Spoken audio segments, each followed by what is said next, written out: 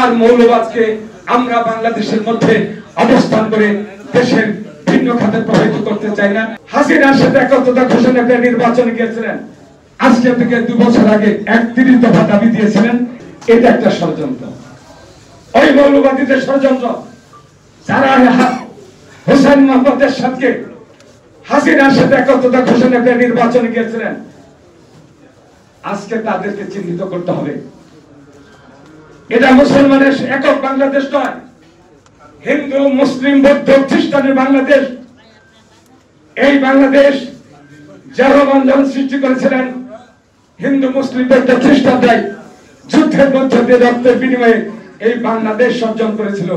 অনেক সুকৌশলে একটি ধর্মতান্ত্রিক পদ্ধতিতে দেশ পরিচালিত হচ্ছে।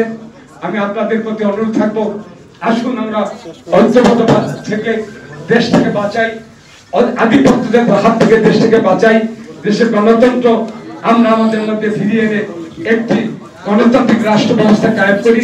যে চিন্তা চেতনার মধ্য দিয়ে আমাদের প্রাণপ্রিয় নেতা ভারপ্রাপ্ত চেয়ারম্যান একজন আজকে থেকে 2 বছর আগে 31 দফা দাবি দিয়েছিলেন, সেই 31 দফা দাবিকে যদি আমরা বিশ্লেষণাত্মক ভাবে যাই, সেখানে ওই দফার মধ্যে দিয়ে একটি কল্যাণমূলক রাষ্ট্র প্রতিষ্ঠিত হতে পারে এবং আমাদের সংবিধানকে রক্ষা করতে হবে।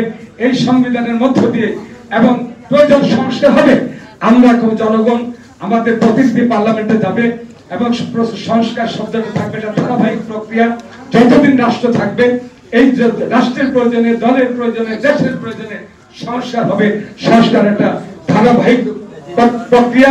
এই প্রক্রিয়ার মধ্যে আগামী দিনে আর মৌলবাদকে আমরা বাংলাদেশের মধ্যে অবস্থান করে দেশের ভিন্ন খাতে প্রভাবিত করতে চাই না।